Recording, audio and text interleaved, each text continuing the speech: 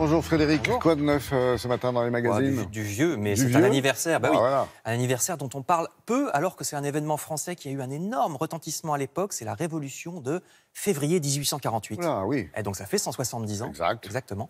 Premier événement historique pour lequel il y a des photos. Regardez, parce que la photographie venait d'être inventée une dizaine d'années auparavant. Vous voyez ici une barricade à gauche, rue du Faubourg du Temple à Paris, à côté le roi Louis-Philippe, qui a été renversé lors de cette révolte. C'est incroyable, on a toujours vu des gravures, effectivement, Eh ben et là on se rend compte que oui, les parce que la photos photo date de existaient. 1830 à peu près. Ouais, Donc, ouais, ouais. il y a des photos.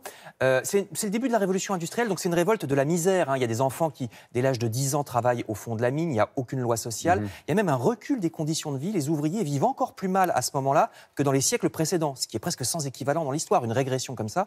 Donc, ce que demande le peuple, c'est des mesures contre cette misère. Voilà pourquoi il y a une révolution. Au début, ça marche. Il y a ce qu'on appelle les ateliers nationaux qui sont mis en place, des entreprises publiques. On prend les ouvriers chômeurs et puis on leur fait refaire les rues, par exemple. Il y a aussi le suffrage universel. Pour la première fois, tout le monde vote, parce que jusque-là, depuis la Révolution de 1789, c'était que les riches. Sauf que patatras, aux premières élections, justement, c'est un raz-de-marée conservateur. Les ouvriers font la tête parce que ils se rendent compte qu'à l'époque, ils sont très peu nombreux. La majorité des Français vivent dans les campagnes, à l'ombre d'un clocher, ne sont pas concernés par les mauvaises conditions de vie dans les usines, et donc ils votent conservateur. Il y aura une répression terrible même contre les ouvriers en juin. Les femmes également sont complètement laissées de côté. Elles réclament le droit de vote. On se moque d'elles sans apporter tellement d'arguments, mais c'est comme ça, on rigole. Bon. En Europe, il y aura des révoltes qui seront un peu partout écrasées à la suite de la révolte française. Et la gauche sera écartée du pouvoir pour plusieurs dizaines d'années. Plus tard, ça donnera même des dictateurs comme Lénine ou Mao. Quel rapport, vous allez me dire? Parce que la révolution de 1848 montre dans leur esprit que ça ne sert à rien de faire des élections puisqu'on les perd et que donc il faut une dictature. Vous voyez. Donc révolution de 48, vous trouverez tout ça avec ses énormes conséquences dans le magazine L'Histoire consacrée à cet anniversaire. Je reste dans le monde ouvrier avec un livre dont plusieurs journaux comme Paris Match ou Le Figaro ont parlé. Ça s'appelle La France abandonnée. Ça montre les lieux qui sont complètement laissés à l'abandon. Les friches. Oui, les friches. Comme par exemple les usines. Alors vous avez ici Ucange, Gandrange, Monceau-les-Mines.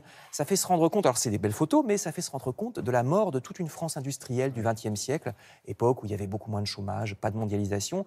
Et puis ça fait aussi se demander pourquoi dans d'autres cas on abandonne des bâtiments. Vous voyez ici, c'est une superbe salle municipale à Maubeuge qui fut longtemps salle de bal, sauf qu'il n'y a plus de bal. Il n'y a plus de réjouissance populaire. Pour le clair de lune, c'est foutu. Bah oui. Maintenant, on reste chez soi devant son écran, donc il n'y a plus d'argent pour entretenir ces lieux publics. Il manque actuellement plusieurs millions pour une éventuelle rénovation de ce bâtiment à Maubeuge, qui pourrait être très beau, vous voyez. Et vous serez frappé par le nombre et la variété, souvent la beauté aussi de ces bâtiments laissés à l'abandon. Je vous renvoie au livre La France abandonnée, aux éditions Jonglé. Et dans le même ordre d'idées, il y a aussi un article sur Londres dans le magazine Books, précisément le smog. Le brouillard fait de fumée, de pollution de charbon, alors qu'il n'existe plus aujourd'hui à Londres. C'est une pollution plus vicieuse désormais dans nos villes qu'on ne voit pas. L'article nous apprend que dès le XVIe siècle, le problème a commencé à Londres et que jusqu'aux années 50, la mortalité était épouvantable lors de ces jours où les gens se perdaient dans leur propre quartier, tellement on ne voyait pas ses propres mains. Puis maintenant, c'est une pollution qui n'est plus au charbon, donc on ne la voit pas, elle est aussi dangereuse, mais au moins, on voit où on va. Merci beaucoup Frédéric.